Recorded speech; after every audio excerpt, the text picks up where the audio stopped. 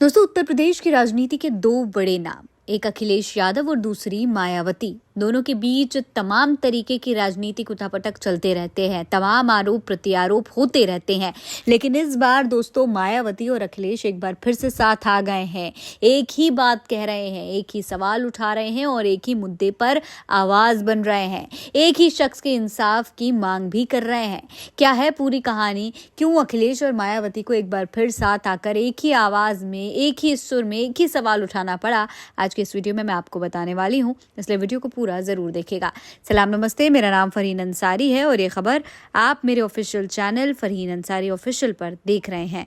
दोस्तों, आपको याद होगा कुछ दिन पहले एक खबर आई थी। खबर उत्तर प्रदेश के राजधानी लखनऊ के काकोरी थाना क्षेत्र की थी, जहां पर कथित तौर पर एक पेशाब कांड हुआ था, जहां पर एक बुजुर्ग से उन्हीं का पेशाब चटवाया गया था। क्यों? क्योंकि वो बुजुर्ग बीमार थे, उनकी पेशाब हो गई और वो मंदिर में बैठे हुए थे। वहां मौजूद कुछ ऊंची जाति के लोगों ने उनसे उन्हीं का पेशाब साफ करवाया, उन्हीं से चटवाया और फिर सफाई करवाने के बाद उन्हें धमकी भी दी।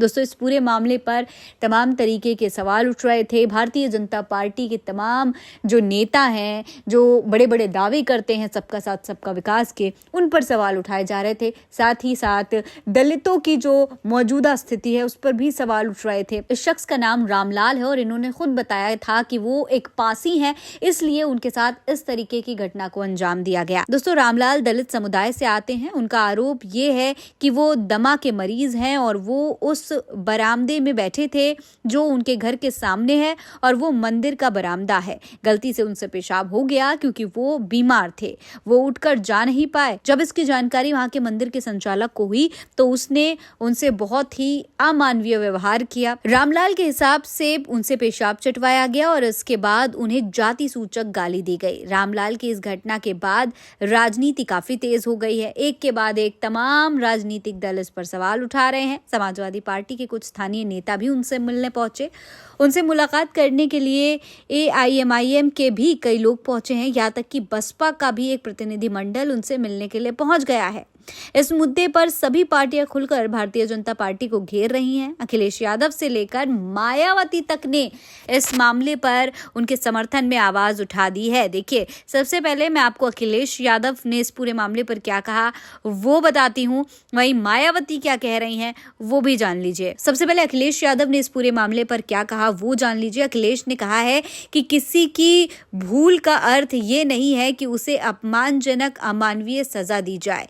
वहीं इस पूरे मामले पर मायावती ने भी आवाज उठाई है। मायावती ने ट्वीट किया है और लिखा है, यूपी के जिला प्रयागराज के थाना घूमनगंज अंतर्गत मामूली बात को लेकर कहासुनी में एक दलित व्यक्ति की निशंस हत्या की घटना तथा राजधानी लखनऊ में पेशाब आदि जैसी घटनाएं मीडिया में चर्चा में है। उत्तर प्रदेश और मध्य प्रदेश सहित देश के अन्य राज्यों में भी होने वाली ऐसी अमानवीय घटनाएं अति निंदनीय व चिंतनीय है। ऐसे बेलगाम हो रहे आपराधिक, सामाजिक व सामान्य तत्वों के खिलाफ उत्तर प्रदेश तथा अन्य राज्यों की सरकारें सख्त कार्रवाई करके अपने अपने राज्यों में कानून के राज को जरूर स्थापित करें, ताकि इस प्रकार की शर्मनाक व हिंसक घटनाओं की बढ़ती प्रवृत्ति को रोका जा सके, अर्थात जनहित में कानून का सख्ती से अनुपालन किया जाए। तो इस तरीके से दोस्तों अखिलेश यादव, मायावती और लगातार कई लोग, कई राजनीतिक दल सवाल उठा रहे हैं।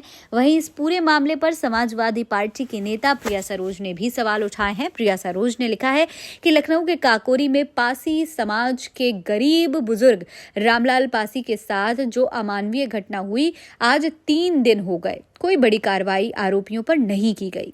क्या उत्तर प्रदेश में बुलडोजर बंद हो गए हैं या फिर मनुवादी और सामान्य सोच रखने वाले लोगों को देखकर बुलडोजर का इंजन फेल हो गया है? प्रदेश में आए दिन दलितों के साथ ऐसी विभत्स घटनाओं का बढ़ता और आरोपियों पर कोई कड़ी कार्रवाई न होना साफ संकेत देता है कि उत्तर प्रदेश सरकार की दलितों के खिलाफ ऐसी कुंठित मानसिकता रखने वालों को संरक्षण और ताकत देती है। #दलित विरोधी भाजपा।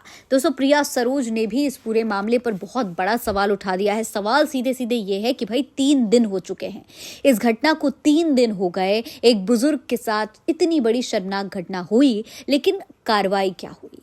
क्या उनके घर पर जिन्होंने इस तरीके की घटना को अंजाम दिया, क्या उनके घर पर योगी आदित्यनाथ का बुलडोजर पहुंचा? क्या उन पर कार्रवाई की गई? क्या उन्हें जेल में डाला गया? आखिर वो आरोपी है कहाँ? क्या उन्हें पुलिस ने मार्च करवाई? क्या उनको डंडों से मारा गया?